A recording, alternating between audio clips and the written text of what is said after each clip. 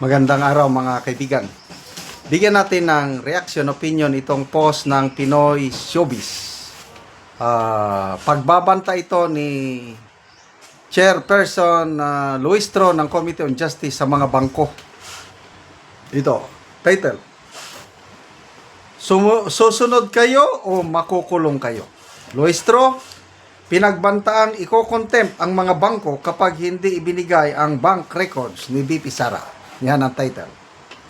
Maraming netizens online ang naggimbla o nabigla matapos magbanta ang House Committee on Justice na ipapakontempt at posibleng ipapakulong ang mga bangkong tatangging susunod sa utos na ilabas ang bank records ni Vice President Sara Duterte at ang kanyang asawang si Attorney Mans Carpio.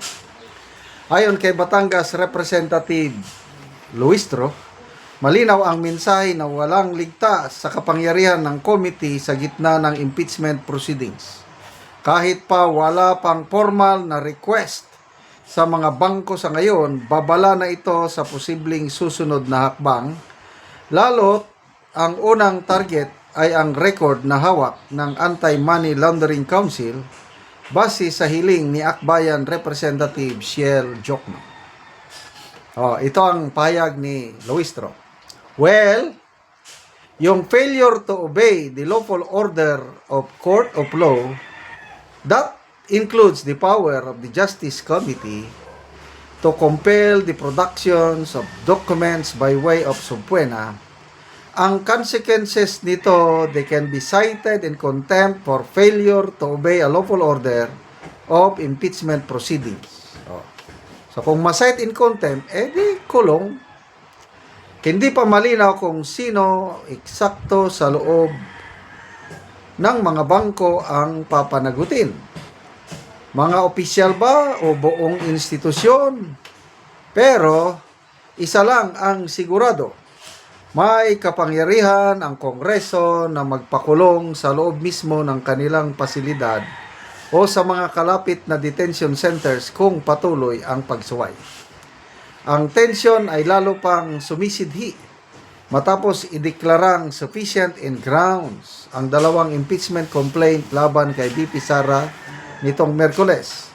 Dahil dito, tuloy na ang hearing proper sa March 25, 2026 kung saan inaasahang magkakainitan sa mga depensa at sisimulan ang agresibong pagkuha ng ebidensya. Kabilang na ang sensitibong bank records at posibleng pag-custody sa mga witness. Ngunit, para sa ilang political observers, malinaw na fishing expedition ang ginagawa ng mga mambabatas. Anila, wala pang sapat na ebidensya ang mga reklamo laban sa bise, kaya tila gagawin ang mga ganitong uri ng hakbang kasamang pagkuha ng mga impormasyon tulad ng bank records upang mapatunayan kung may basehan nga ang mga aligasyon tulad ng unexplained wealth di umano kay BP Sara at ang kanyang asawa. Yan o. So, ang nag-react, ilan? 65,000 ang nag-react, 51,000 ang tumatawa, 940 ang galit, 11,000 ang nag-like. So, anong percentage ito?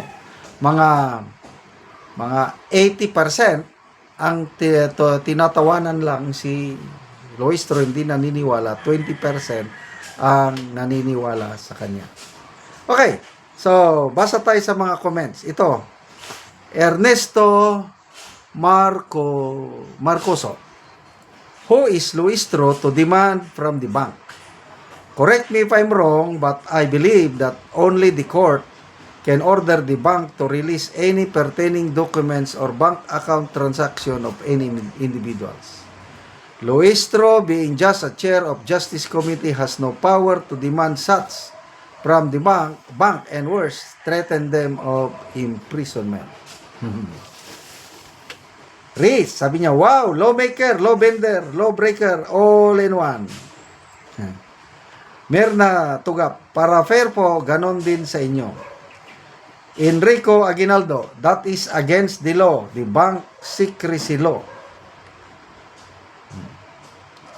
Edmundo Non, the Congress is not acting arbitrarily because it has constitutional oversight powers, especially during impeachment. So requiring bank records can be justified if it is a part of a lawful investigation. Bank secrecy in the Philippines is not absolute and already has exceptions, particularly in cases involving possible corruption and unexplained wealth. Tinatakot mo future president, lawyer, former mayor, a threat or a fishing expedition just to impeach BP? Rosel Fernandez, those who require bank records of a depositor should first show their bank records as a role model. Yan ang sinasabi ni Congressman Toby Chanco. Napaka-ipokrito man naman namin sa Congress. Kini-question namin ang SALN ni BP, kini-question ang bank records.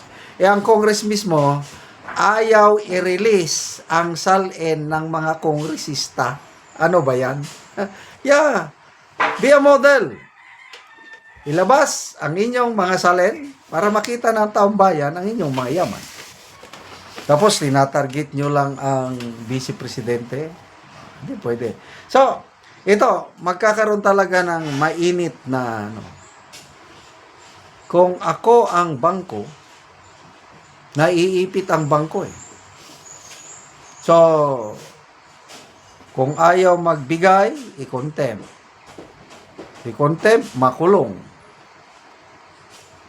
Kung magbigay naman, ang kampo ni BP Sara, pwede niyang kasuhan yung bangko. Paano ba yan?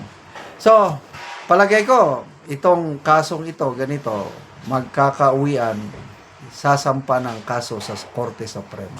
Yan ang tingin ko dito. Okay, salamat mga kaibigan sa inyong pagsubaybay sa ating channel.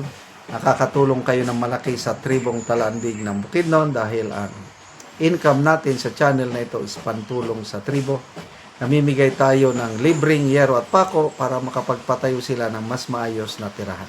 Panoorin nyo ang video na ito. Muna ni ang gihatag na mo ngayon ni tatay, so gitabangan lang siya sa iyang anak.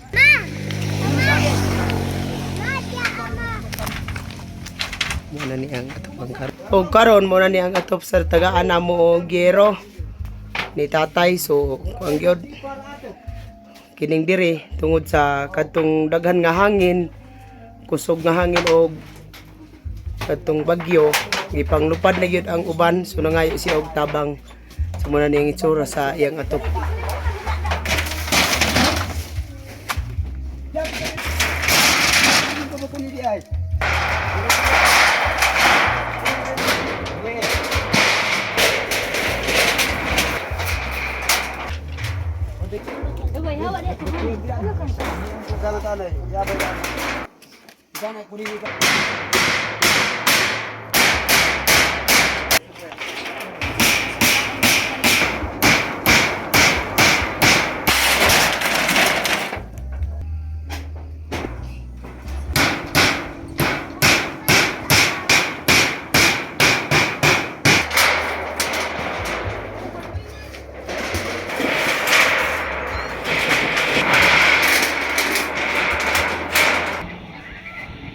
Kung karon managit sa pag-atop ang gihatag namo nga yero ang ante, so maayo na gid ang iyang atop. Dako ang akong pasalamat sa Ginoo o sa mga katabang kay kitabangan mi sa tao. Salamat sa Ginoo nga di nami gid karon maulanan. O kay noon pila na day ni Salamat. ante, pila na day katuig ang inyong atop bago pa mo nakaatop karon nga? Tuiga. Oo. Pila na day ito katong karaan ninyo nga atop, pila day ito katuig na? 30 na katuig. 30 na katuig, so bago pa mo nakapuli og atop.